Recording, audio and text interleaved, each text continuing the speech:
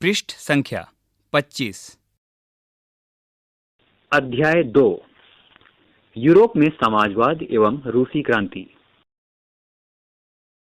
सामाजिक परिवर्तन का युग।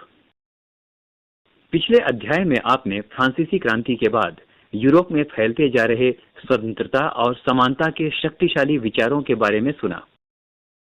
फ्रांसीसी क्रांति ने सामाजिक संरचना के क्षेत्र में आमूल परिवर्तन की संभावनाओं का सूत्रपात कर दिया था।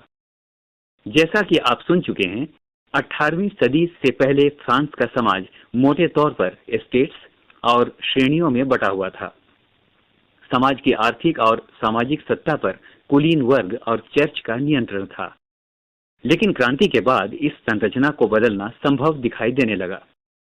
यूरोप और एशिया सहित दुनिया के बहुत सारे हिस्सों में व्यक्तिगत अधिकारों के स्वरूप और सामाजिक सत्ता पर किसका नियंत्रण हो, इस पर चर्चा छिड़ गई।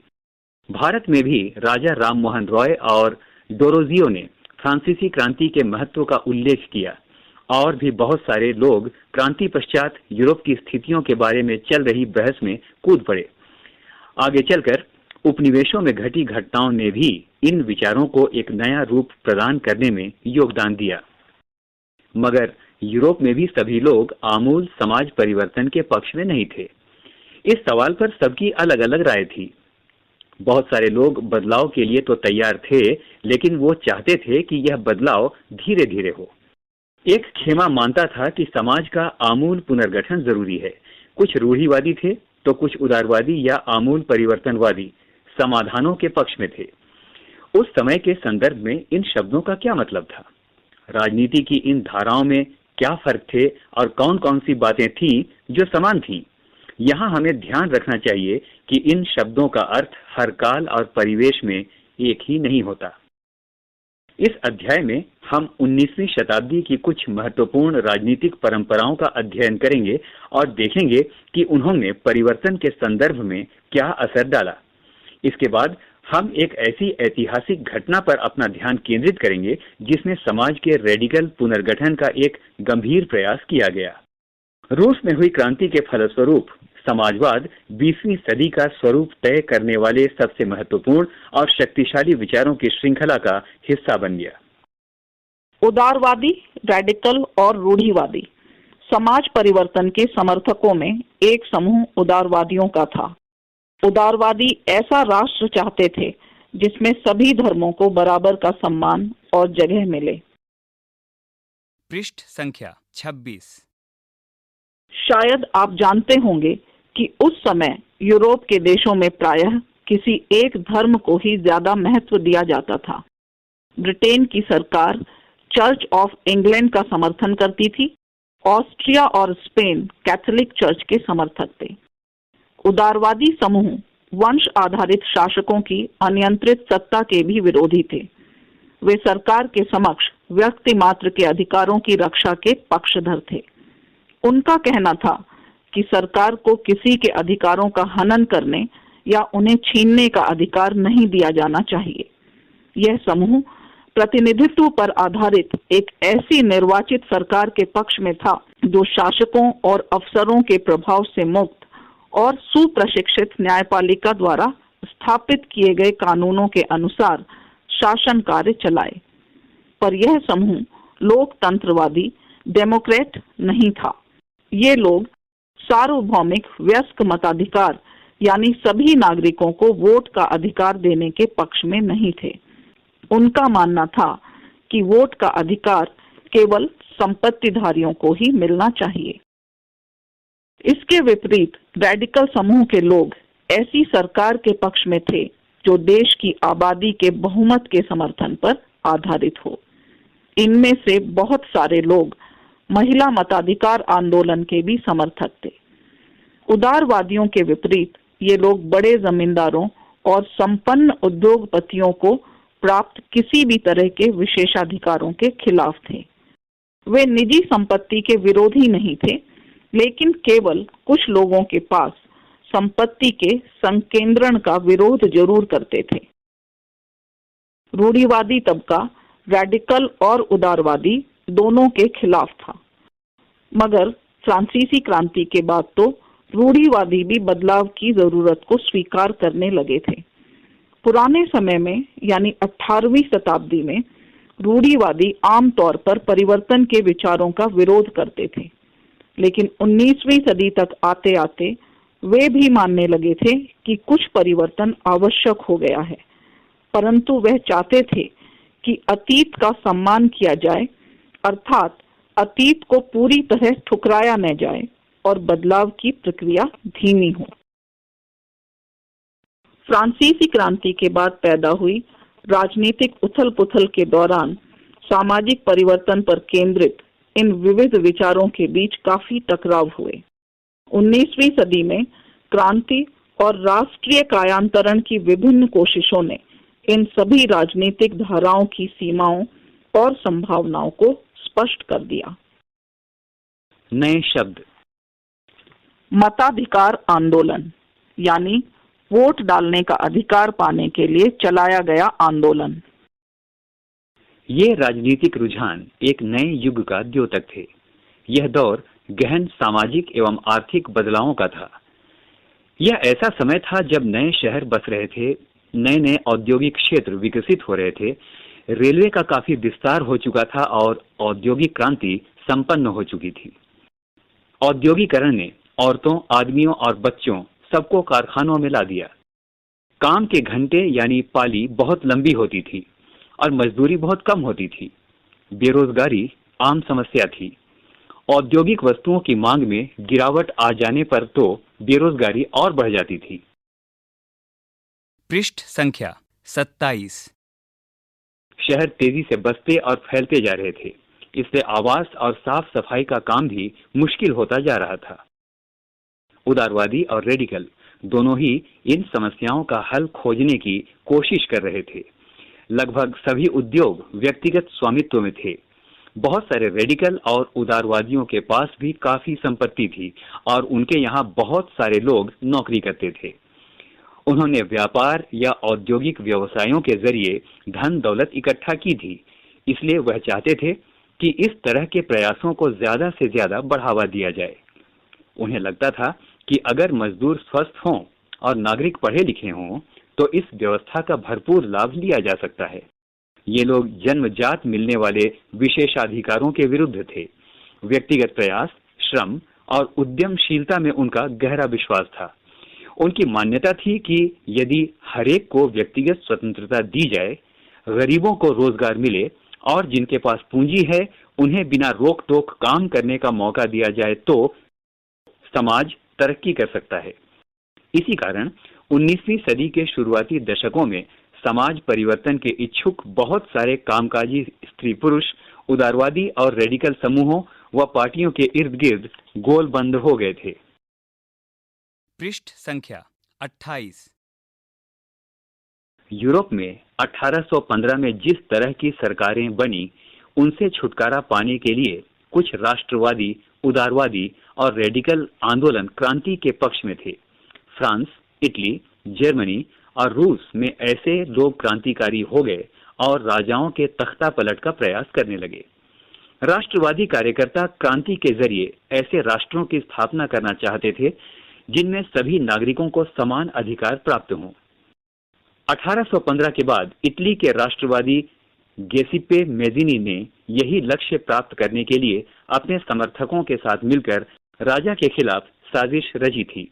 भारत सहित दुनिया भर के राष्ट्रवादी उसकी रचनाओं को पढ़ते थे। यूरोप में समाजवाद का आना। समाज के पुनर्गठन की संभवतः सबसे दूरगामी दृष्टि प्रदान करने वाली विचारधारा समाजवाद ही थी। 19वीं सदी के मध्य तक यूरोप में समाजवाद का एक जाना पहचाना विचार था।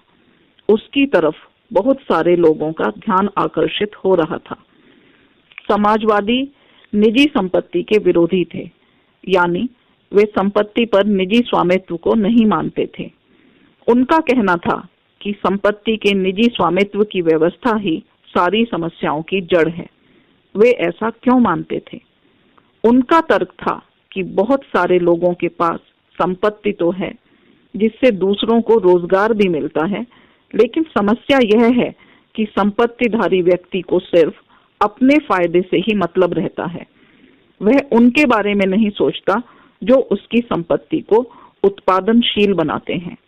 इसलिए अगर संपत्ति पर किसी एक व्यक्ति के बजाय पूरे समाज का नियंत्रण हो तो साझा सामाजिक हितों पर ज्यादा अच्छी तरह ध्यान दिया जा सकता है। इसीलिए अगर संपत्ति पर किसी एक व्यक्ति के बजाय पूरे समाज का नियंत्रण हो तो साझा सामाजिक हितों पर ज्यादा अच्छी तरह ध्यान दिया जा सकता है। समाजवादी इस तरह का बदलाव चाहते थे और इसके लिए उन्होंने बड़े पैमाने पर अभियान चलाया। कोई समाज संपत्ति के बिना कैसे चल सकता है? समाजवादी समाज का आधार क्या होगा? समाजवादियों के पास भविष्य की एक बिल्कुल भिन्न दृष्टि थी। कुछ समाजवादियों को कोऑपरेटिव यानी सामूहिक उद्यम के विचार में दिलचस्पी थी।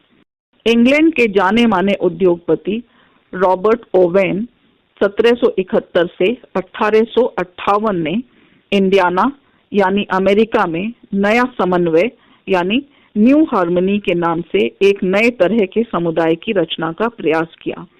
कुछ समाजवादी मानते थे कि केवल व्यक्तिगत पहलकदमी से बहुत बड़े सामूहिक खेत नहीं बनाए जा सकते। वह चाहते थे कि सरकार अपनी तरफ से सामूहिक खेती को बढ़ावा दे। उदाहरण के लिए फ्रांस में लुई ब्लांक 1813 से 1882 चाहते थे कि सरकार पूंजीवादी उद्यमों की जगह सामूहिक उद्यमों को बढ़ावा दे। कोऑपरेटिव ऐसे लोगों के समूह थे जो मिलकर चीजें बनाते थे और मुनाफे को प्रत्येक सदस्य द्वारा किए गए काम के हिसाब से आपस में बांट लेते थे। पृष्ठ संख्या 29। कार्ल मार्क्स 1818 से 1882 और फ्रेडरिक एंगल्स 1820 से 1895 ने इस दिशा में कई नए तर्क पेश किए। मार्क्स का विचार था कि औद्योगिक समाज पूंजीवादी समाज है। फैक्ट्रियों में लगी पूंजी पर पूंजीपतियों का स्वामित्व है और पूंजीपतियों का मुनाफा मजदूरों की मेहनत से पैदा होता है।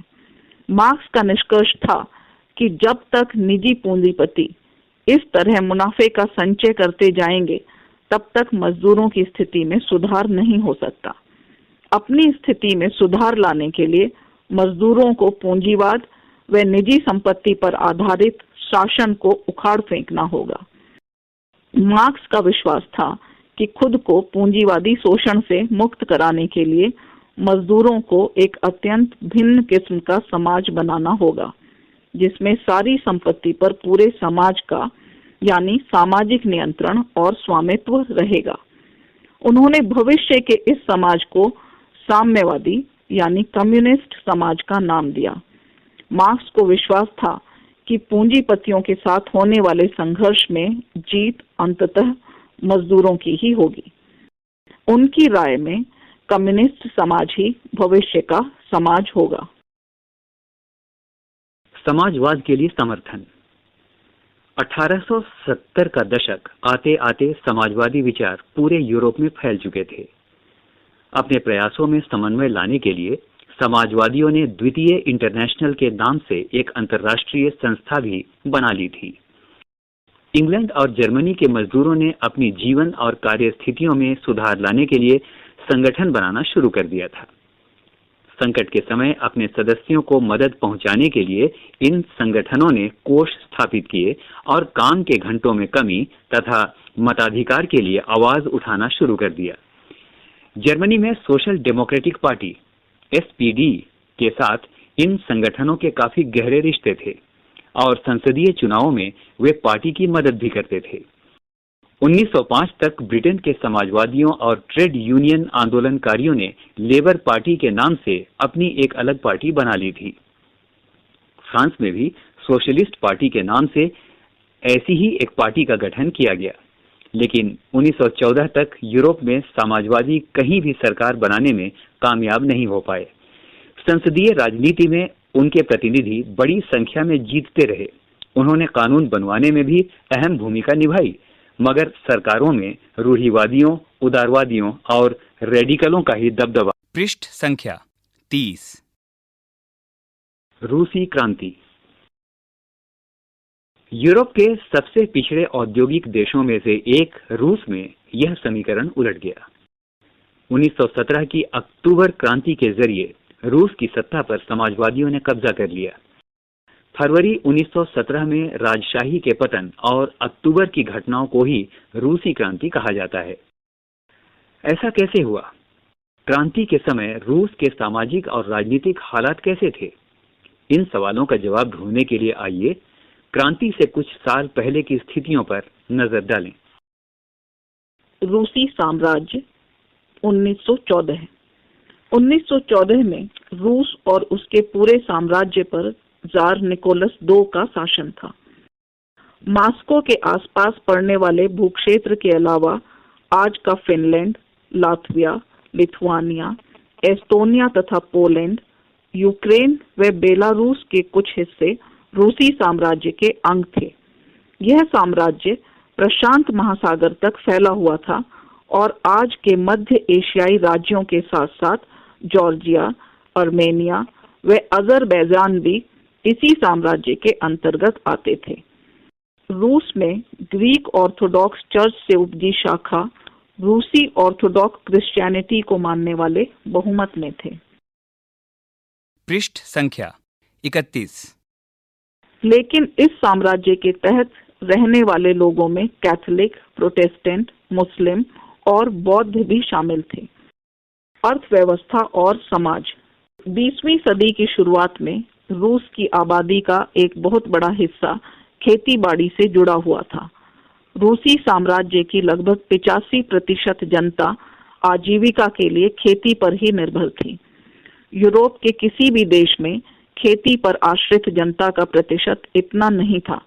उदाहरण के तौर पर फ्रांस और जर्मनी में खेती पर निर्भर आबादी 40-50% से ज्यादा नहीं थी।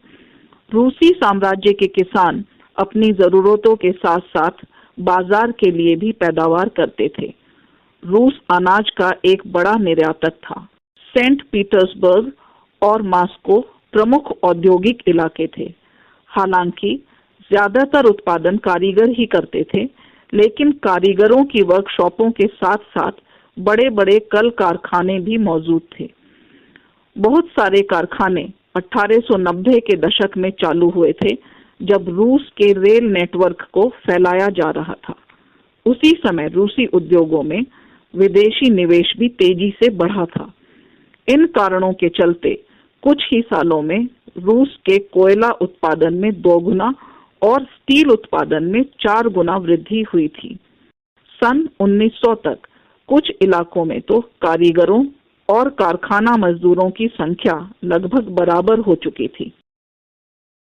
ज्यादातर कारखाने उद्योगपतियों की निजी संपत्ति थे। मजदूरों को न्यूनतम वेतन मिलता रहे और काम की पाली के घंटे निश्चित हों, इस बात का ध्यान रखने के लिए सरकारी विभाग बड़ी फैक्ट्रियों पर नजर रखते थे। लेकिन फैक्ट्री इंस्पेक्टर भी नियमों के उल्लंघन को रोक पाने में नाकामयाब थे। कारीगरों की इकाइयों और वर्कशॉपों में काम की पाली प्रायः 15 घंटे तक खिंच जाती थी, जबकि कारखानों में मजदूर आमतौर पर 10-12 घंटे की पालियों में काम करते थे। मजदूरों के रहने के लिए भी कमरों से लेकर डॉर्मेट्री तक तरह तरह की व्यवस्था मौजूद थी। सामाजिक स्तर पर मजदूर बटे हुए थे। कुछ मजदूर अपने मूल गांवों के साथ अभी भी गहरे संबंध बनाए हुए थे। बहुत सारे मजदूर स्थायी रूप से शहरों में ही बस चुके थे। उनके बीच योग्यता और दक्षता के स्तर पर भी काफी फर्क था। सेंट पीटर्सबर्ग के एक धातु मजदूर ने कहा था, धातुकर्मी मजदूरों में खुद को साहब मानते थे।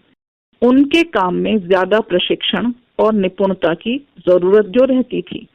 1914 में फैक्ट्री मजदूरों में औरतों की संख्या 31% थी, लेकिन उन्हें पुरुष मजदूरों के मुकाबले कम वेतन मिलता था। मर्दों की तनख्वाह के मुकाबले आधे से 3/4 तक। मजदूरों के बीच मौजूद फासला उनके पहनावे और व्यवहार में भी साफ दिखाई देता था।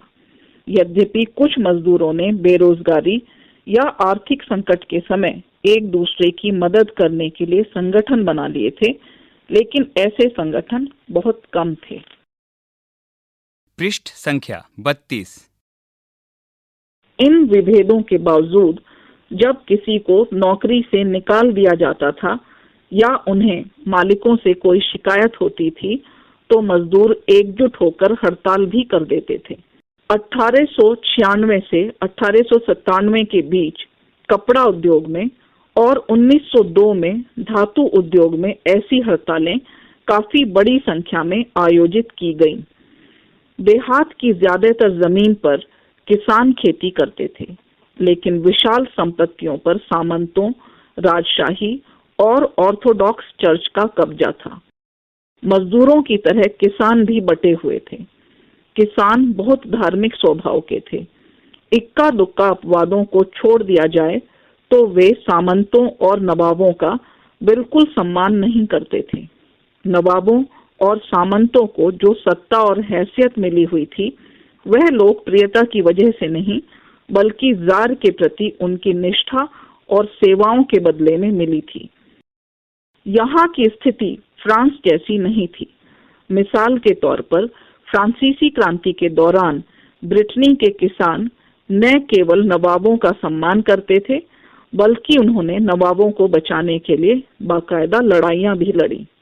इसके विपरीत रूस के किसान चाहते थे कि नवाबों की जमीन छीनकर किसानों के बीच बांट दी जाए। बहुधा वह लगान भी नहीं चुकाते थे।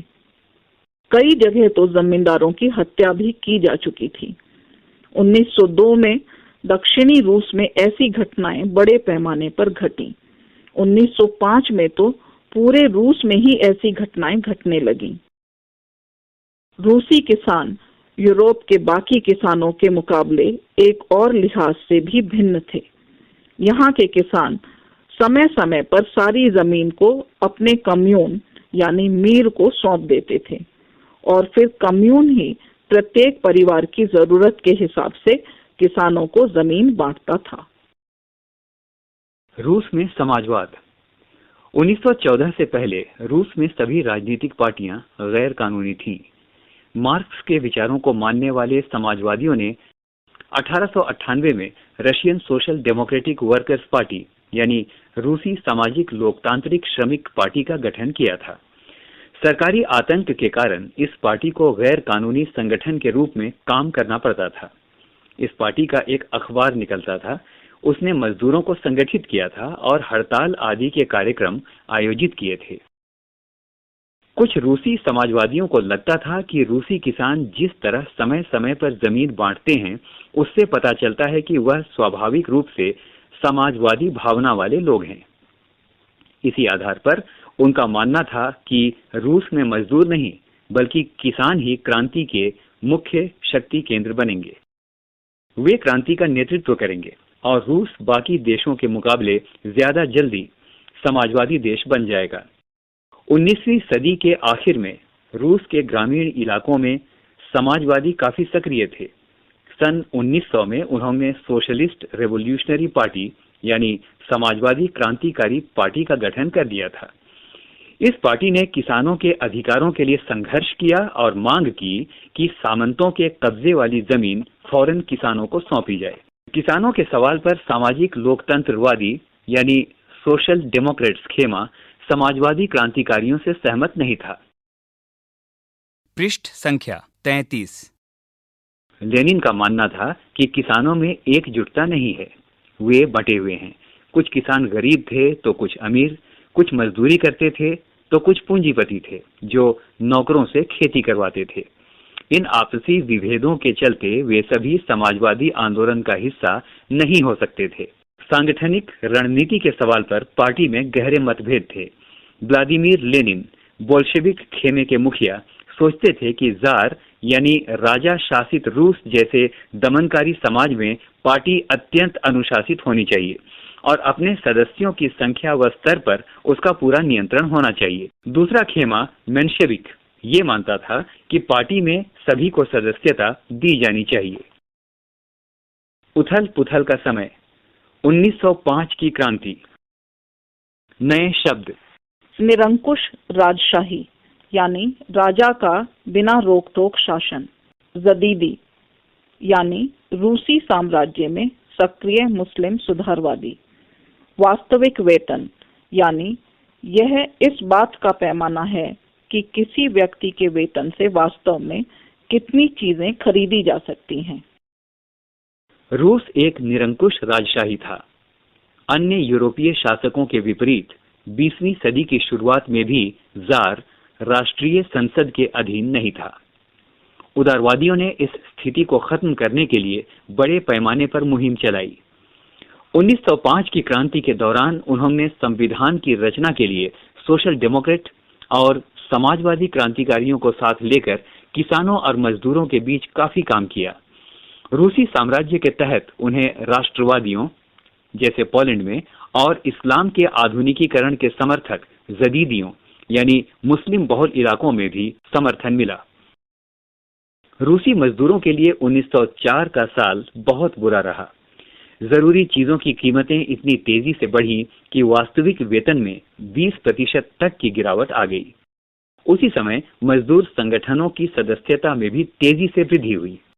जब 1904 में ही गठित की गई असेंबली ऑफ रशियन वर्कर्स यानी रूसी श्रमिक सभा के 4 सदस्यों को प्यूतिलोव आयरन वर्क्स में उनकी नौकरी से हटा दिया गया, तो मजदूरों ने आंदोलन छेड़ने का ऐलान कर दिया। अगले कुछ दिनों के भीतर सेंट पीटर्सबर्ग के 1,10,000 से ज्यादा मजदूर काम के घंटे घटाकर 8 घंटे किए जाने, वेतन में वृद्धि और कार्य स्थितियों में सुधार की मांग करते हुए हड़ताल पर चले गए।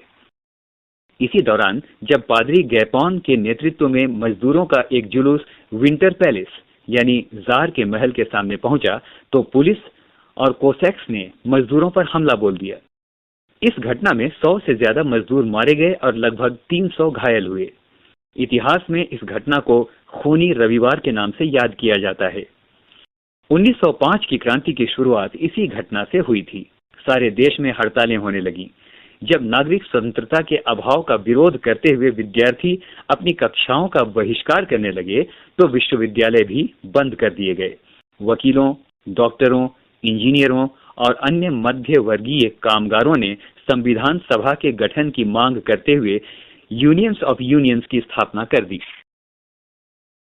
पृष्ठ संख्या 34। 1905 की क्रांति के दौरान जार ने एक निर्वाचित परामर्शदाता संसद या ड्यूमा के गठन पर अपनी सहमति दे दी। क्रांति के समय कुछ दिन तक फैक्ट्री मजदूरों की बहुत सारी ट्रेड यूनियनें और फैक्ट्री कमेटियां भी अस्तित्व में रहीं। 1905 के बाद ऐसी ज्यादातर कमेटियां और यूनियनें अनधिकृत रूप से काम करने लगी, क्योंकि उन्हें गैर कानूनी घोषित कर दिया गया था। राजनीतिक गतिविधियों पर भारी पाबंदियां लगा दी गईं। जार ने पहली ड्यूमा को मात्र 75 दिन के भीतर और पुनर्निर्वाचित दूसरी ड्यूमा को 3 महीने के भीतर बर्खास्त कर दिया। वह किसी तरह की जवाबदेही या अपनी सत्ता पर किसी तरह का अंकुश नहीं चाहता था। उसने मतदान कानूनों में फेरबदल करके तीसरी ड्यूमा में रूढ़िवादी राजनेताओं को भर डाला। उदारवादियों और क्रांतिकारियों को बाहर रखा गया। पहला विश्व युद्ध और रूसी साम्राज्य। 1914 में 2 यूरोपीय गठबंधनों के बीच युद्ध छिड़ गया। एक खेमे में जर्मनी, ऑस्ट्रिया और तुर्की यानी केंद्रीय शक्तियां थे, तो दूसरे खेमे में फ्रांस, ब्रिटेन व रूस, बाद में इटली और रोमानिया भी इस खेमे में शामिल हो गए थे। इन सभी देशों के पास विशाल वैश्विक साम्राज्य थे, इसीलिए यूरोप के साथ साथ यह युद्ध यूरोप के बाहर भी फैल गया था। इसी युद्ध को पहला विश्व युद्ध कहा जाता है। इस युद्ध को शुरू में रूसियों का काफी समर्थन मिला। जनता ने जार का साथ दिया, लेकिन जैसे जैसे युद्ध लंबा खिंचता गया, जार ने ड्यूमा में मौजूद मुख्य पार्टियों से सलाह लेना छोड़ दिया। उसके प्रति जन समर्थन कम होने लगा। जर्मनी विरोधी भावनाएं दिनों दिन बलवती होने लगी। जर्मनी विरोधी भावनाओं के कारण ही लोगों ने सेंट पीटर्सबर्ग का नाम बदलकर पेट्रोगार्द रख दिया, क्योंकि सेंट पीटर्सबर्ग जर्मनी नाम था। जारीना यानी जार की पत्नी महारानी अलेक्सांद्रा के जर्मन मूल का होने और उसके घटिया सलाहकारों, खास तौर से रास्पुतिन नामक एक सन्यासी ने राजशाही को और अलोकप्रिय बना दिया। प्रथम विश्व युद्ध के पूर्वी मोर्चे पर चल रही लड़ाई पश्चिमी मोर्चे की लड़ाई से भिन्न थी। पश्चिम में सैनिक पूर्वी फ्रांस की सीमा पर बनी खाइयों से लड़ाई लड़ रहे थे, जबकि पूर्वी मोर्चों पर सेना ने काफी बड़ा फासला तय कर लिया था। इस मोर्चे पर बहुत सारे सैनिक मौत के मुंह में जा चुके थे। सेना की पराजय ने रूसियों का मनोबल तोड़ दिया था। 1914 से 1916 के बीच जर्मनी और ऑस्ट्रिया में रूसी सेनाओं को भारी पराजय झेलनी पड़ी। 1917 तक 70 लाख लोग मारे जा चुके थे। पीछे हटती रूसी सेनाओं ने रास्ते में पड़ने वाली फसलों और इमारतों को भी नष्ट कर डाला, ताकि दुश्मन की सेना वहां टिक ही न सके। फसलों और इमारतों के विनाश से रूस में 30 लाख से ज्यादा लोग शरणार्थी हो गए। इन हालात ने सरकार और जार दोनों को अलोकप्रिय बना दिया। सिपाही भी युद्ध से तंग आ चुके थे। अब वे लड़ना नहीं चाहते थे। पृष्ठ संख्या 35। युद्ध से उद्योगों पर भी बुरा असर पड़ा। रूस के अपने उद्योग तो वैसे भी बहुत कम थे। अब तो बाहर से मिलने वाली आपूर्ति भी बंद हो गई, क्योंकि बाल्टिक समुद्र में जिस रास्ते से विदेशी औद्योगिक सामान लाते थे, उस पर जर्मनी का कब्जा हो चुका था। यूरोप के बाकी देशों के मुकाबले रूस के औद्योगिक उपकरण ज्यादा तेजी से बेकार होने लगे। 1916 तक रेलवे लाइनें भी टूटने लगी। अच्छी सेहत वाले मर्दों को युद्ध में झोंक दिया गया। देश भर में मजदूरों की कमी पड़ने लगी और जरूरी सामान बनाने वाली छोटी छोटी वर्कशॉप ठप होने लगी। ज्यादातर अनाज सैनिकों का पेट भरने के लिए मोर्चे पर भेजा जाने लगा। शहरों में रहने वालों के लिए रोटी और आटे की किल्लत पैदा हो गई। 1916 की सर्दियों में रोटी की दुकानों पर अक्सर पृष्ठ संख्या 36। पेट्रोग्राद में फरवरी क्रांति। नए शब्द। तालाबंदी यानी फैक्ट्री को स्थायी रूप से बंद करने के लिए मालिकों द्वारा मुख्य फाटक पर ताला डाल देना। सोवियत रूस के स्थानीय स्वशासी संगठन। सन 1917 की सर्दियों में राजधानी पेट्रोग्राद की हालत बहुत खराब थी। ऐसा लगता था मानो जनता में मौजूद भिन्नताओं को ध्यान में रखकर ही शहर की बनावट तय की गई थी। मजदूरों के क्वार्टर और कारखाने नेवा नदी के दाएं तट पर थे। बाएं किनारे पर फैशनेबल इलाके, विंटर पैलेस और सरकारी इमारतें थी। जिस महल में ड्यूमा की बैठक होती थी वह भी इसी तरफ था। फरवरी में मजदूरों के इलाके में खाद्य पदार्थों की भारी कमी पैदा हो गई। उस साल ठंड भी कुछ ज्यादा पड़ी थी। भीषण कोहरा और बर्फबारी हुई थी।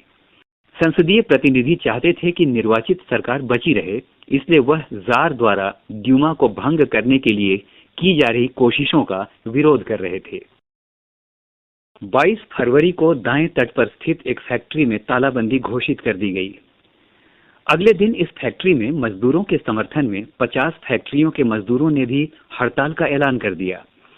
बहुत सारे कारखानों में हड़ताल का नेतृत्व औरतें कर रही थीं। इसी दिन को बाद में अंतर्राष्ट्रीय महिला दिवस का नाम दिया गया।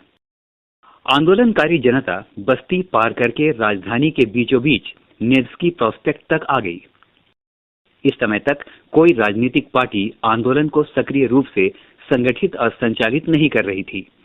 जब फैशनेबल रिहायशी इलाकों और सरकारी इमारतों को मजदूरों ने घेर लिया तो सरकार ने कर्फ्यू लगा दिया। शाम तक प्रदर्शनकारी तितर बितर हो गए, लेकिन 24 और 25 तारीख को वह फिर इकट्ठा होने लगे। सरकार ने उन पर नजर रखने के लिए घुड़सवार सैनिकों और पुलिस को तैनात कर दिया। रविवार 25 फरवरी को सरकार ने ड्यूमा को बर्खास्त कर दिया। सरकार के इस फैसले के खिलाफ राजनीतिज्ञ बयान देने लगे। 26 तारीख को प्रदर्शनकारी बहुत बड़ी संख्या में बाएं तट के इलाके में इकट्ठा हो गए। 27 को उन्होंने पुलिस मुख्यालयों पर हमला करके उन्हें तहस नहस कर दिया। रोटी, तनख्वाह, काम के घंटों में कमी और लोकतांत्रिक अधिकारों के पक्ष में नारे लगाते असंख्य लोग सड़कों पर जमा हो गए। सरकार ने स्थिति पर नियंत्रण कायम करने के लिए एक बार फिर घुड़सवार सैनिकों को तैनात कर दिया, लेकिन घुड़सवार सैनिकों की टुकड़ियों ने प्रदर्शनकारियों पर गोली चलाने से इनकार कर दिया। गुस्साए सिपाहियों ने एक रेजिमेंट की बैरक में अपने ही एक अफसर पर गोली चला दी। पृष्ठ संख्या 37। 3 दूसरी रेजिमेंटों ने भी बगावत कर दी और हड़ताली मजदूरों के साथ आ मिले। उस शाम को सिपाही और मजदूर एक सोवियत या परिषद का गठन करने के लिए उसी इमारत में जमा हुए जहां अब तक ड्यूमा की बैठक हुआ करती थी। यहीं से पेट्रोग्राद सोवियत का जन्म हुआ। अगले दिन एक प्रतिनिधिमंडल जार से मिलने गया। सैनिक कमांडरों ने उसे सलाह दी कि वह राजगद्दी छोड़ दे। उसने कमांडरों की बात मान ली और 2 मार्च को गद्दी छोड़ दी। सोवियत और ड्यूमा के नेताओं ने देश का शासन चलाने के लिए एक अंतरिम सरकार बना ली। तय किया गया कि रूस के भविष्य के बारे में फैसला लेने की जिम्मेदारी संविधान सभा को सौंप दी जाए और उसका चुनाव सार्वभौमिक वयस्क मताधिकार के आधार पर किया जाए।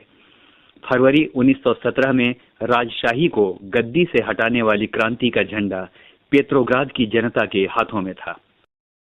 बॉक्स 1, फरवरी क्रांति में महिलाएं। महिला कामगार अक्सर अपने पुरुष सहकर्मियों को प्रेरित करती रहती थीं। लॉरेंज टेलीफोन फैक्ट्री में मार्फा वासिलोवा ने लगभग अकेले ही एक सफल हड़ताल को अंजाम दिया था। उसी दिन सुबह को महिला दिवस समारोह के मौके पर महिला कामगारों ने पुरुष कामगारों को लाल पट्टियां बांधी थी।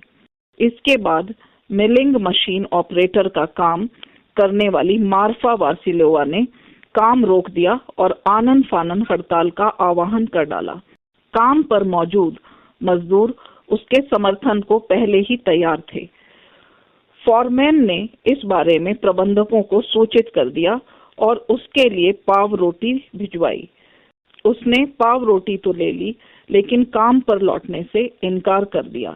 जब प्रशासक ने उससे पूछा कि वह काम क्यों नहीं करना चाहती, तो उसने पलट कर जवाब दिया कि जब बाकी सारे भूखे हों तो मैं अकेले पेट भरने की नहीं सोच सकती।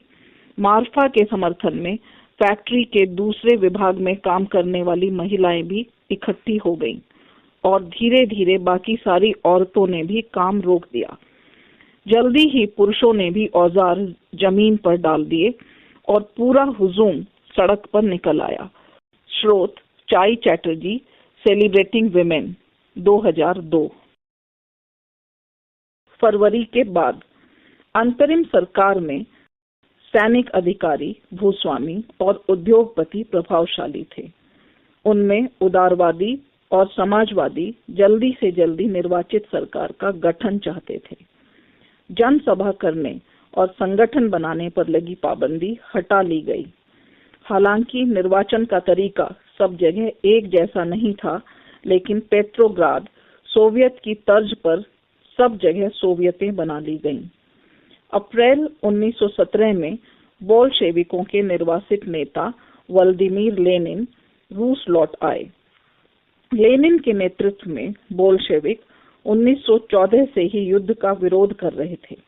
उनका कहना था कि अब सोवियतों को सत्ता अपने हाथों में ले लेनी चाहिए। लेनिन ने बयान दिया कि युद्ध समाप्त कर दिया जाए, सारी जमीन किसानों के हवाले की जाए और बैंकों का राष्ट्रीयकरण किया जाए। पृष्ठ संख्या 38। इन 3 मांगों को लेनिन की अप्रैल थीसिस के नाम से जाना जाता है। उन्होंने ये भी सुझाव दिया कि अब अपने रेडिकल उद्देश्यों को स्पष्ट करने के लिए बोल्शेविक पार्टी का नाम कम्युनिस्ट पार्टी रख दिया जाए। बोल्शेविक पार्टी के ज्यादातर लोगों को अप्रैल थीसिस के बारे में सुनकर काफी हैरानी हुई।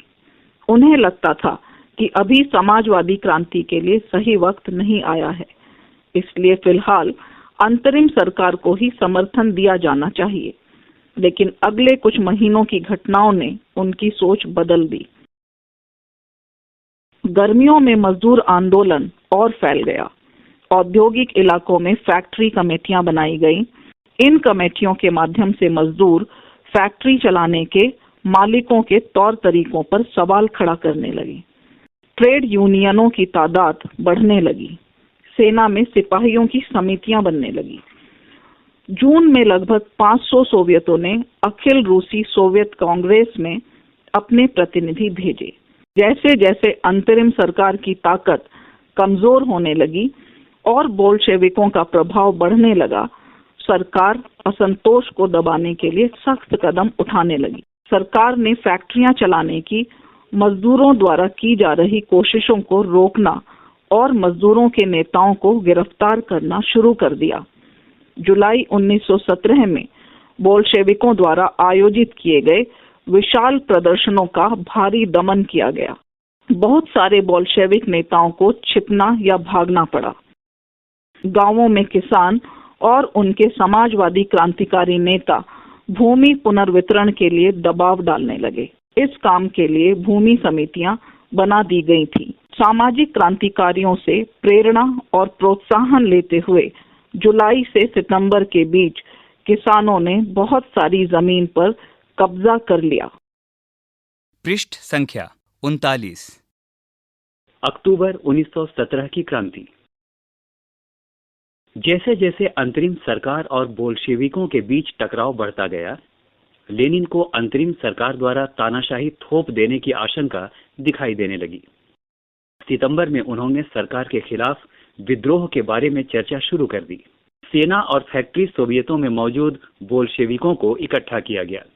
16 अक्टूबर 1917 को लेनिन ने पेट्रोग्राद सोवियत और बोल्शेविक पार्टी को सत्ता पर कब्जा करने के लिए राजी कर लिया।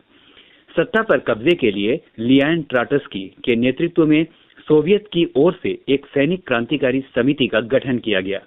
इस बात का खुलासा नहीं किया गया कि योजना को किस दिन लागू किया जाएगा। 24 अक्टूबर को विद्रोह शुरू हो गया। संकट की आशंका को देखते हुए प्रधानमंत्री केरेंस्की सैनिक टुकड़ियों को इकट्ठा करने शहर से बाहर चले गए। बड़े तड़के ही सरकार के वफादार सैनिकों ने 2 बोल्शेविक अखबारों के दफ्तरों पर घेरा डाल दिया। टेलीफोन और टेलीग्राफ दफ्तरों पर नियंत्रण प्राप्त करने और विंटर पैलेस की रक्षा करने के लिए सरकार समर्थक सैनिकों को रवाना कर दिया गया।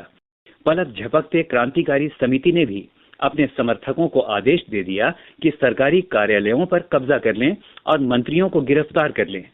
उसी दिन आरोरा नामक युद्धपोत ने विंटर पैलेस पर बमबारी शुरू कर दी। अन्य युद्धपोतों ने नेवा के रास्ते से आगे बढ़ते हुए विभिन्न सैनिक ठिकानों को अपने नियंत्रण में ले लिया। शाम ढलते ढलते पूरा शहर क्रांतिकारी समिति के नियंत्रण में आ चुका था और मंत्रियों ने आत्मसमर्पण कर दिया था। पेट्रोग्राद में अखिल रूसी सोवियत कांग्रेस की बैठक हुई, जिसमें बहुमत ने बोल्शेविकों की कार्रवाई का समर्थन किया। अन्य शहरों में भी बगावतें होने लगीं। दोनों तरफ से जमकर गोलाबारी हुई, खास तौर से मॉस्को में। लेकिन दिसंबर तक मॉस्को पेट्रोग्राद इलाके पर बोल्शेविकों का नियंत्रण स्थापित हो चुका था। नए शब्द। कॉमिंटर्न यानी कम्युनिस्ट पार्टियों की अंतर्राष्ट्रीय संस्था। यह शब्द कम्युनिस्ट इंटरनेशनल का संक्षिप्त रूप है।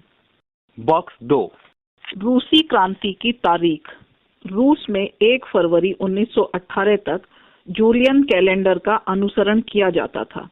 इसके बाद रूसी सरकार ने ग्रेगोरियन कैलेंडर अपना लिया, जिसका अब सब जगह इस्तेमाल किया जाता है।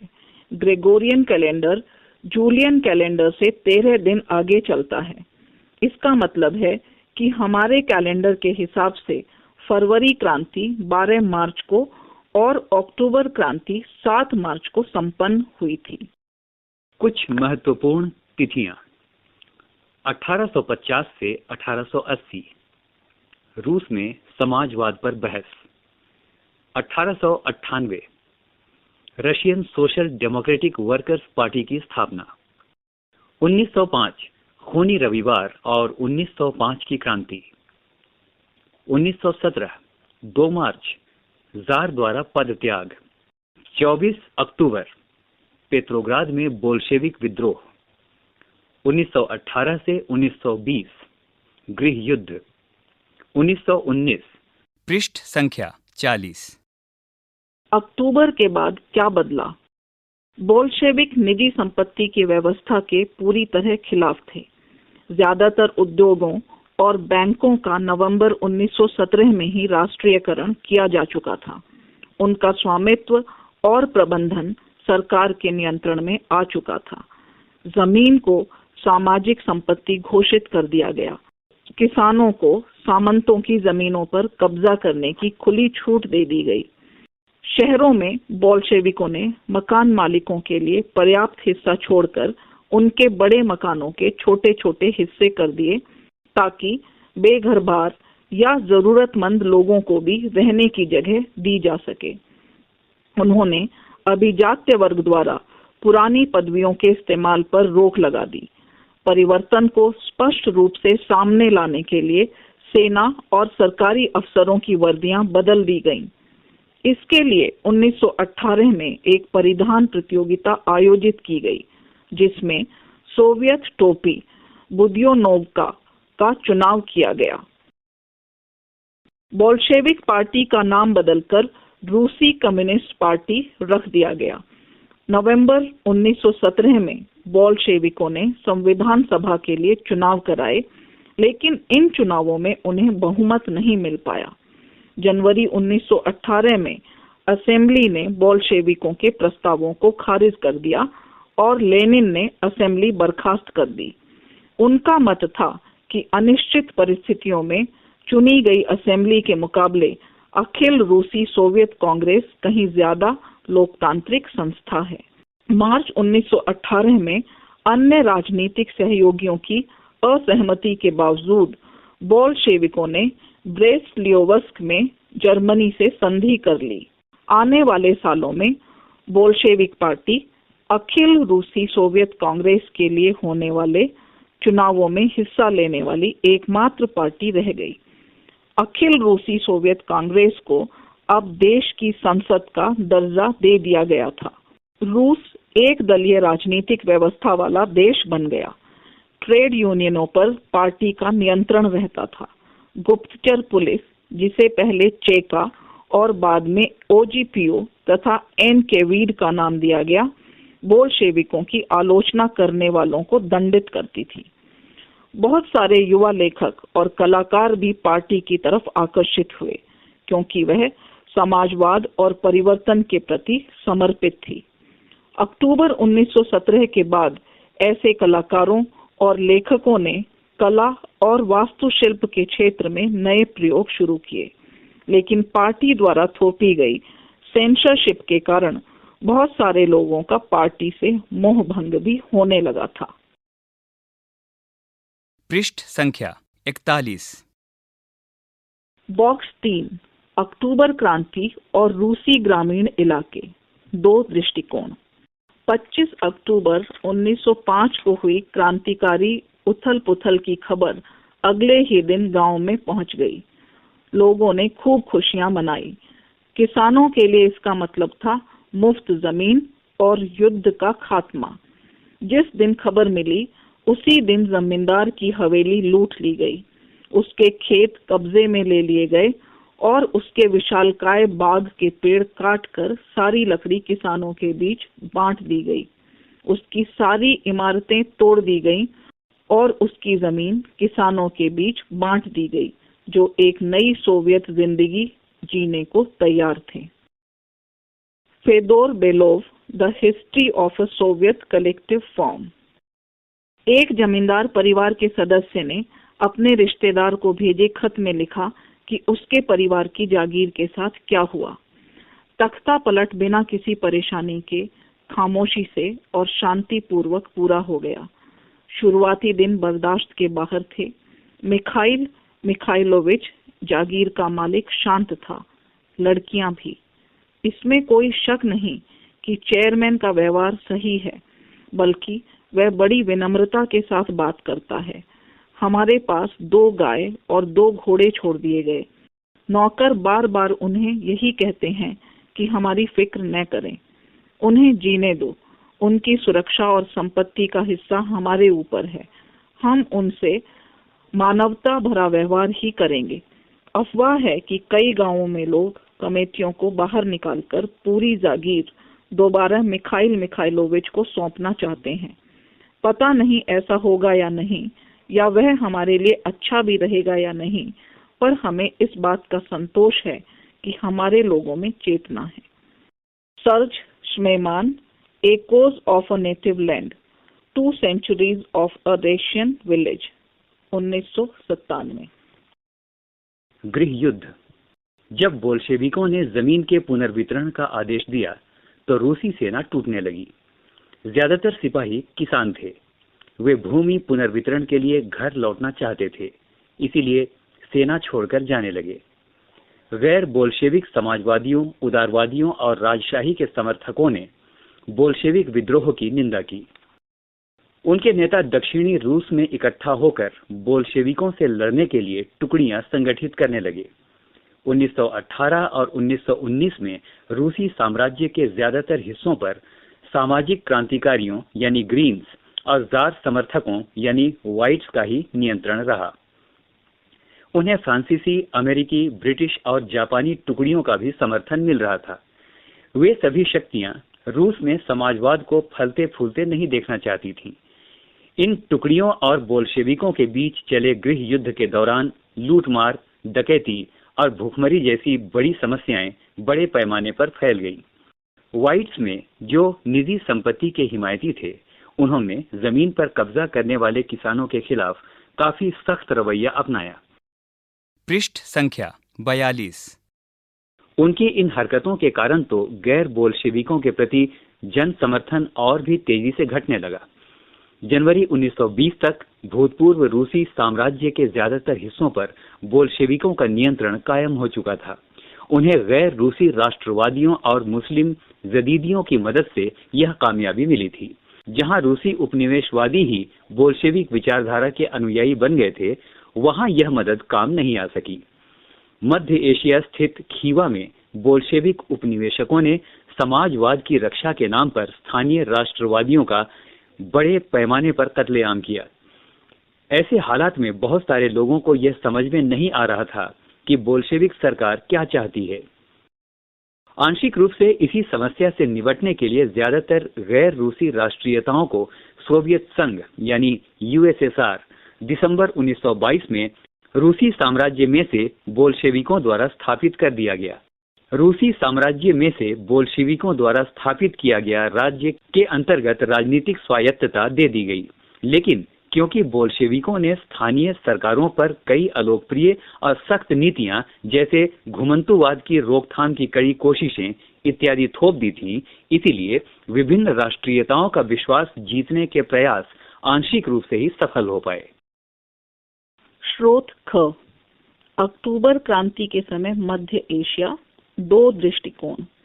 M.N. रॉय, भारतीय क्रांतिकारी, मैक्सिकन कम्युनिस्ट पार्टी के संस्थापक और भारत, चीन व यूरोप में कॉमिंटर्न्स के एक प्रमुख नेता थे। 1920 के दशक में जब रूस में गृह युद्ध चल रहा था, उस समय वे मध्य एशिया में थे। उन्होंने लिखा, मुखिया एक भला सा बुजुर्ग था। उसका सहायक एक नौजवान जो रूसी भाषा बोलता था, उसे क्रांति के बारे में पता था, जिसमें जार को राजगद्दी से हटा दिया गया और उन जनरलों को भी खदेड़ दिया गया था जिन्होंने किर्गिजों की मातृभूमि पर कब्जा किया था। इस प्रकार क्रांति का मतलब था कि अब किर्गिस्तान लोग एक बार फिर अपनी मातृभूमि के स्वामी बन गए थे। जन्मजात बोल्शेविक से लगने वाले युवक ने हुंकार लगाई, इनकलाब जिंदाबाद। पूरा कबीला उसके साथ नारे लगाने लगा। M.N. रॉय मेमोयर्स, 1964। किर्गिज लोग पहली क्रांति यानी फरवरी क्रांति पर खुशी से झूम उठे और दूसरी क्रांति की खबर से वे अचंभे और दहशत में डूब गए। पहली क्रांति ने उन्हें जार के दमनकारी शासन से आजाद कराया था और ये उम्मीद जगाई थी कि उन्हें स्वायत्तता मिल जाएगी। दूसरी क्रांति, अक्टूबर क्रांति, हिंसा, लूटपाट, करों के बोझ और तानाशाही सत्ता की स्थापना के साथ आई। पहले एक बार जार के नौकरशाहों के छोटे से गुट ने किर्गिजों का दमन किया था। अब वही लोग उसी व्यवस्था को आगे बढ़ा रहे हैं। एक कजाक नेता 1919, अलेक्जेंडर बेनिंगसन एवं चांताल केलकेजे, ले मोमेंस नेशना, शेज ले मुसलमानसा, द रूसी 1960 1960 में उद्धृत। समाजवादी समाज का निर्माण। गृह युद्ध के दौरान बोल्शेविकों ने उद्योगों और बैंकों के राष्ट्रीयकरण को जारी रखा। उन्होंने किसानों को उस जमीन पर खेती की छूट दे दी जिसका सामाजिकरण किया जा चुका था। जब्त किए गए खेतों का इस्तेमाल बोल्शेविक यह दिखाने के लिए करते थे कि सामूहिकता क्या होती है। शासन के लिए केंद्रीकृत नियोजन की व्यवस्था लागू की गई। अफसर इस बात का हिसाब लगाते थे कि अर्थव्यवस्था किस तरह काम कर सकती है। इस आधार पर वे 5 साल के लिए लक्ष्य तय कर लेते थे। इसी आधार पर उन्होंने पंचवर्षीय योजनाएं बनानी शुरू की। पहली 2 योजनाओं 1927 से 1932 और 1933 से 1938 के दौरान औद्योगिक विकास को बढ़ावा देने के लिए सरकार ने सभी तरह की कीमतें स्थिर कर दी। केंद्रीकृत नियोजन से आर्थिक विकास को काफी गति मिली। औद्योगिक उत्पादन बढ़ने लगा। 1929 से 1933 के बीच तेल, कोयले और स्टील के उत्पादन में 100% वृद्धि हुई। नए नए औद्योगिक शहर अस्तित्व में आए, मगर तेज निर्माण कार्यों के दबाव में कार्य स्थितियां खराब होने लगी। मैग्नितिगोसर्ग शहर में एक स्टील संयंत्र का निर्माण कार्य 3 साल के भीतर पूरा कर लिया गया। इस दौरान मजदूरों को बड़ी सख्त जिंदगी गुजारनी पड़ी, जिसका नतीजा ये हुआ कि पहले ही साल में 550 बार काम रुका। रिहायशी क्वार्टरों में जाड़ों में शौचालय जाने के लिए 40 डिग्री कम तापमान पर लोग 4थी मंजिल से उतरकर सड़क के पार दौड़कर जाते थे। एक विस्तारित शिक्षा व्यवस्था विकसित की गई और फैक्ट्री कामगारों एवं किसानों को विश्वविद्यालयों में दाखिला दिलाने के लिए खास इंतजाम किए गए। पृष्ठ संख्या 43। अब नए शब्द। स्वायत्तता अर्थात अपना शासन स्वयं चलाने का अधिकार। घुमंतु अर्थात ऐसे लोग जो किसी एक जगह ठहर कर नहीं रहते, बल्कि अपनी आजीविका की खोज में एक जगह से दूसरी जगह आते जाते रहते हैं। कार्य स्थितियां अर्थात काम के हालात। पृष्ठ संख्या 44। महिला कामगारों के बच्चों के लिए फैक्ट्रियों में बालवाड़ियां खोल दी गईं। सस्ती स्वास्थ्य सेवा उपलब्ध कराई गई। मजदूरों के लिए आदर्श रिहायशी मकान बनाए गए।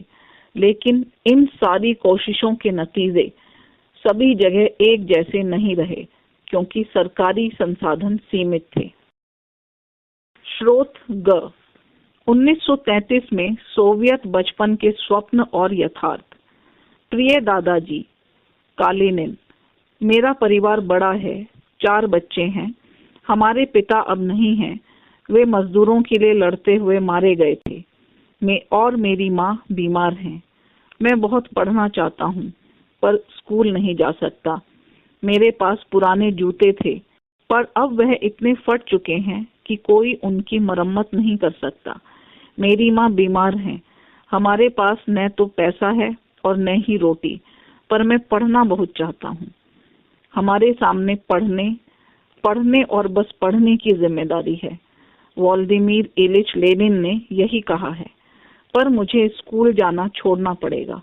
हमारा कोई रिश्तेदार नहीं है, कोई भी हमारी मदद नहीं कर सकता। इसलिए मुझे फैक्ट्री में काम करना पड़ेगा ताकि मेरा परिवार भूखों मरने से बच जाए। प्रिय दादाजी, मैं 13 साल का हूँ, पढ़ाई में अव्वल आता हूँ और मेरी कोई खराब रिपोर्ट नहीं है। मैं 5वीं कक्षा में पढ़ता हूँ। सोवियत राष्ट्रपति कालिनिन के नाम 13 वर्षीय एक मजदूर बालक द्वारा 1933 में लिखा गया पत्र। बी सोकोलोव आप्स चेत्सवो 1 वलास्ट वी 1930 ये गोदी मास्को 1970। नियोजित अर्थव्यवस्था का शुरुआती दौर खेती के सामूहिकीकरण से पैदा हुई तबाही से जुड़ा था। 1927 से 1928 के आसपास रूस के शहरों में अनाज का भारी संकट पैदा हो गया था। सरकार ने अनाज की कीमत तय कर दी थी। उससे ज्यादा कीमत पर कोई अनाज नहीं बेच सकता था, लेकिन किसान उस कीमत पर सरकार को अनाज बेचने के लिए तैयार नहीं थे। लेनिन के बाद पार्टी की कमान संभाल रहे स्टालिन ने स्थिति से निपटने के लिए कड़े कदम उठाए। उन्हें लगता था कि अमीर किसान और व्यापारी कीमत बढ़ने की उम्मीद में अनाज नहीं बेच रहे हैं। स्थिति पर काबू पाने के लिए सट्टेबाजी पर अंकुश लगाना और व्यापारियों के पास जमा अनाज को जब्त करना जरूरी था। 1928 में पार्टी के सदस्यों ने अनाज उत्पादक इलाकों का दौरा किया। उन्होंने किसानों से जबरन अनाज खरीदा और कुलकों के ठिकानों पर छापे मारे। रूस में संपन्न किसानों को कुलक कहा जाता था। जब इसके बाद भी अनाज की कमी बनी रही तो खेतों के सामूहिकीकरण का फैसला किया गया। इस फैसले के पक्ष में एक तर्क यह दिया गया कि अनाज की कमी इसलिए है क्योंकि खेत बहुत छोटे छोटे हैं। 1917 के बाद जमीन किसानों को सौंप दी गई थी। फलस्वरूप ज्यादातर किसानों के पास छोटे खेत थे जिनका आधुनिकीकरण नहीं किया जा सकता था। आधुनिक खेत विकसित करने और उन पर मशीनों की सहायता से औद्योगिक खेती करने के लिए कुलकों का सफाया करना, किसानों से जमीन छीनना और राज्य नियंत्रित यानी सरकारी नियंत्रण वाले विशालकाय खेत बनाना जरूरी माना गया। इसी के बाद स्टालिन का सामूहिकीकरण कार्यक्रम शुरू हुआ। 1929 से पार्टी ने सभी किसानों को सामूहिक खेतों यानी कोलखोज में काम करने का आदेश जारी कर दिया। ज्यादातर जमीन और साजो सामान सामूहिक खेतों के स्वामित्व में सौंप दिए गए। सभी किसान सामूहिक खेतों पर काम करते थे और कोलखोज के मुनाफे को सभी किसानों के बीच बांट दिया जाता था। इस फैसले से गुस्साए किसानों ने सरकार का विरोध किया और वे अपने जानवरों को खत्म करने लगे। 1929 से 1931 के बीच मवेशियों की संख्या में 1/3 कमी आ गई। सामूहिकीकरण का विरोध करने वालों को सख्त सजा दी जाती थी। बहुत सारे लोगों को निर्वासन या देश निकाला दे दिया गया। सामूहिकीकरण का विरोध करने वाले किसानों का कहना था कि वे ना तो अमीर हैं और ना ही समाजवाद के विरोधी हैं। वे बस विभिन्न कारणों से सामूहिक खेतों पर काम करना नहीं चाहते थे। पृष्ठ संख्या 45। स्टालिन सरकार ने सीमित स्तर पर स्वतंत्र किसानी की व्यवस्था भी जारी रहने दी, लेकिन ऐसे किसानों को कोई खास मदद नहीं दी जाती थी। सामूहिकीकरण के बावजूद उत्पादन में नाटकीय वृद्धि नहीं हुई, बल्कि 1930 से 1933 की खराब फसल के बाद तो सोवियत इतिहास का सबसे बड़ा अकाल पड़ा, जिसमें 40 लाख से ज्यादा लोग मारे गए। पार्टी में भी बहुत सारे लोग नियोजित अर्थव्यवस्था के अंतर्गत औद्योगिक उत्पादन में पैदा हो रहे भ्रम और सामूहिकीकरण के परिणामों की आलोचना करने लगे थे। स्टालिन और उसके सहयोगियों ने ऐसे आलोचकों पर समाजवाद के खिलाफ साजिश रचने का आरोप लगाया।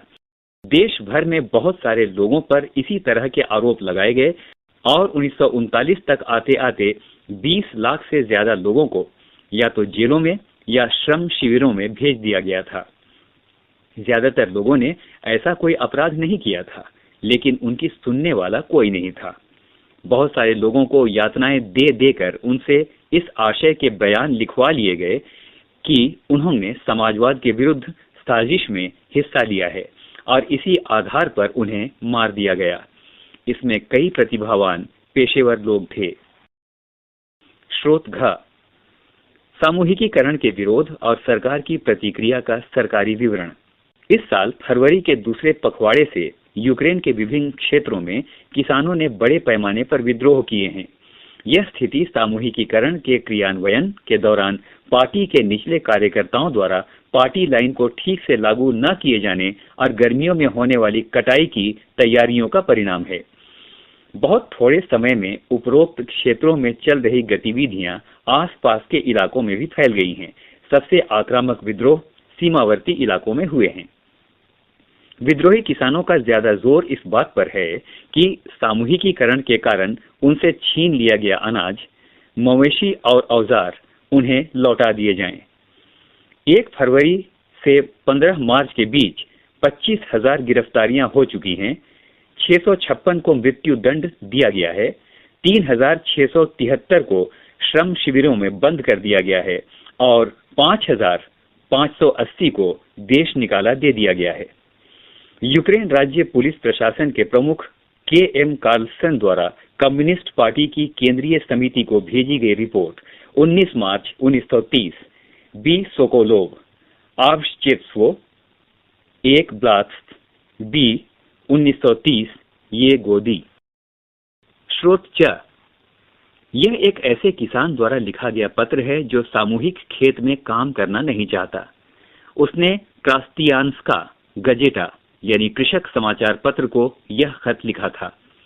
मैं स्वाभाविक रूप से खेती करने वाला किसान हूँ। मेरा जन्म 1879 में हुआ। मेरे परिवार में 6 सदस्य हैं। मेरी पत्नी की पैदाइश 1871 की है। मेरा बेटा 16 साल का और 2 बेटियां 19 साल की हैं। तीनों बच्चे स्कूल जाते हैं। मेरी बहन 71 साल की है। 1932 से मेरे ऊपर इतने भारी कर थोप दिए गए हैं कि उन्हें चुकाना असंभव है। 1935 में तो स्थानीय अफसरों ने कर और बढ़ा दिए। मैं इतना कर नहीं चुका पाया और मेरी सारी संपत्ति कुर्क कर ली गई। मेरा घोड़ा, गाय, बछड़ा, भेड़, मेमने, सारे औजार, फर्नीचर और घर की मरम्मत के लिए रखी लकड़ी सब कुछ कुर्क करके बेच डाला गया। 1936 में उन्होंने मेरी 2 इमारतें बेच दी। कोलखोज ने ही उन्हें खरीद लिया। 1937 में मेरी 2 झोपड़ियों में से भी एक बेच दी गई और दूसरी को जब्त कर लिया गया। बी सोकोलोव, आव्शचेत्स्को, 1 ब्लास्ट, बी 1930।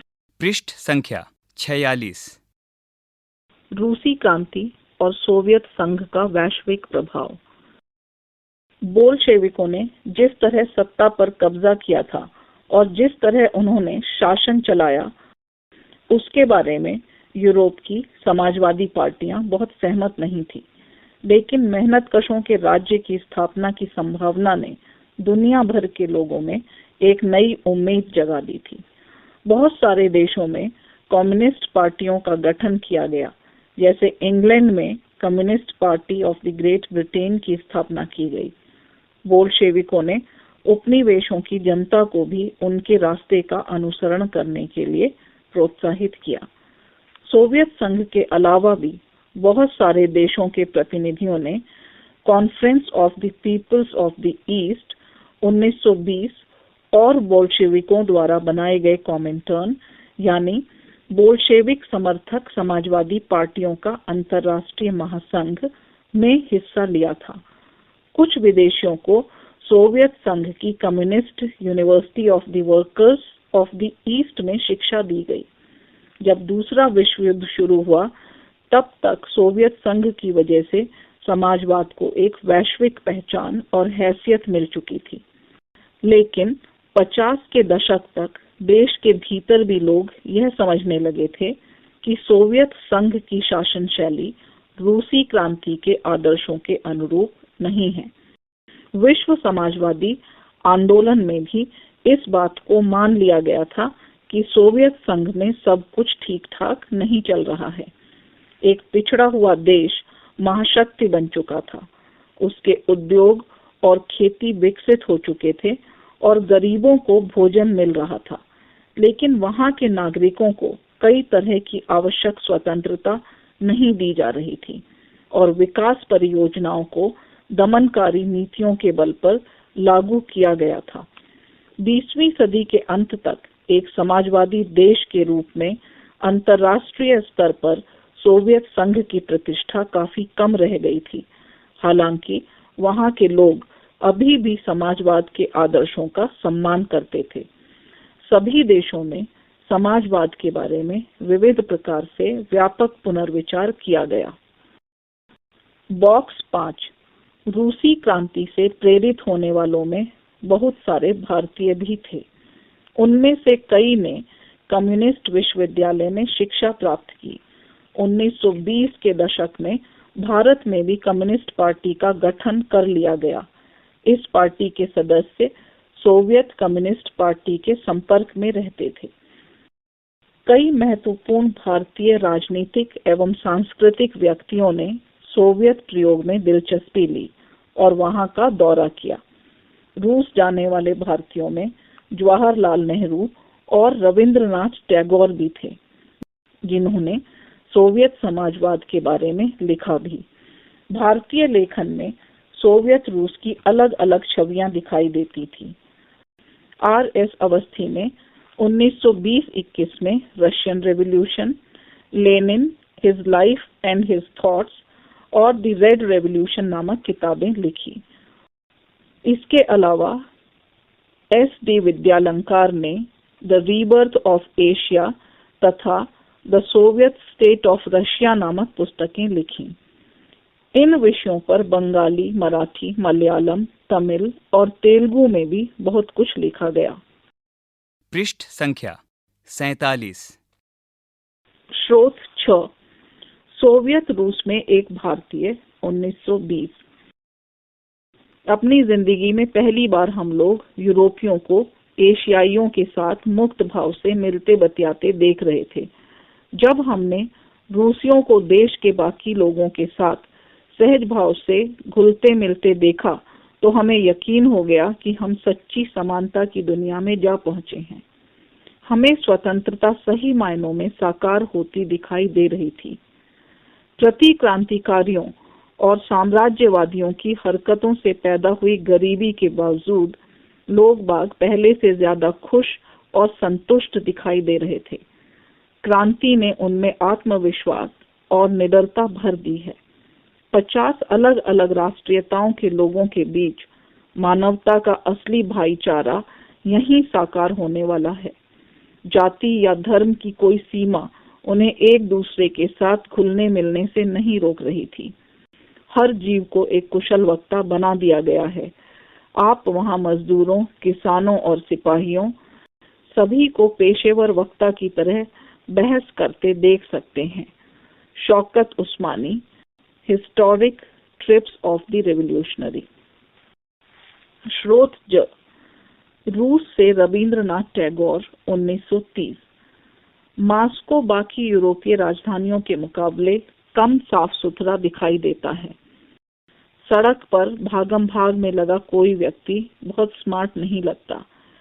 सारी जगह मजदूरों की है। यहाँ आम जनता रईसों के साए में किसी तरह दबती दिखाई नहीं देती। जो लोग सदियों से नेपथ्य में छिपे हुए थे आज सामने आ खड़े हुए हैं। मैं अपने देश के किसानों और मजदूरों के बारे में सोचने लगा। मेरे सामने जो कुछ था उसे देखकर लगता था कि यह अरेबियन नाइट्स के किसी जिन्न की करामात है। यहाँ महज 1 दशक पहले ये भी हमारे लोगों जितने ही अनपढ़, लाचार और भूखे थे। ये देखकर मेरे जैसे अभागे हिंदुस्तानी से ज्यादा अचंभा और भला किसको होगा कि इन लोगों ने इतने थोड़े से सालों में अज्ञानता और बेसहारेपन के पहाड़ को उतार फेंका है। नए शब्द। प्रतिक्रांतिकारी, क्रांति विरोधी। पृष्ठ संख्या 48। क्रियाकलाप 1। कल्पना कीजिए कि एक मजदूर के तौर पर आपने 1905 की हड़ताल में हिस्सा लिया है और उसके लिए अदालत में आप पर मुकदमा चलाया जा रहा है। मुकदमे के दौरान अपने बचाव में आप क्या कहेंगे? अपना वक्तव्य तैयार कीजिए और कक्षा में वही भाषण दीजिए। 2। निम्नलिखित अखबारों के लिए 24 अक्टूबर 1917 के विद्रोह के बारे में शीर्षक सहित एक छोटी सी खबर तैयार कीजिए। क। फ्रांस के एक रूढ़िवादी अखबार के लिए। ख। ब्रिटेन के एक रेडिकल अखबार के लिए। ग। रूस के एक बोल्शेविक अखबार के लिए। 3। मान लीजिए कि सामूहिकीकरण हो चुका है और आप रूस के एक मझोले गेहूं उत्पादक किसान हैं। आप सामूहिकीकरण के बारे में अपनी आपत्तियां व्यक्त करते हुए स्टालिन को एक पत्र लिखना चाहते हैं। अपनी जीवन की परिस्थितियों के बारे में आप क्या लिखेंगे? आपकी राय में ऐसे किसान का पत्र पाकर स्टालिन की क्या प्रतिक्रिया होती? प्रश्न 1. रूस के सामाजिक, आर्थिक और राजनीतिक हालात 1905 से पहले कैसे थे? 2. 1917 से पहले रूस की कामकाजी आबादी यूरोप के बाकी देशों के मुकाबले किन किन स्तरों पर भिन्न थी? 3. 1917 में जार का शासन क्यों खत्म हो गया? 4. 2 सूचियां बनाइए। एक सूची में फरवरी क्रांति की मुख्य घटनाओं और प्रभावों को लिखिए और दूसरी सूची में अक्टूबर क्रांति की प्रमुख घटनाओं और प्रभावों को दर्ज कीजिए। 5. बोल्शेविकों ने अक्टूबर क्रांति के फौरन बाद कौन कौन से प्रमुख परिवर्तन किए? 6. निम्नलिखित के बारे में संक्षेप में लिखिए। क. कुलक, ख. ड्यूमा, ग. 1900 से 1930 के बीच महिला कामगार, घ. उदारवादी, अंगा. स्टालिन का सामूहिकीकरण कार्यक्रम।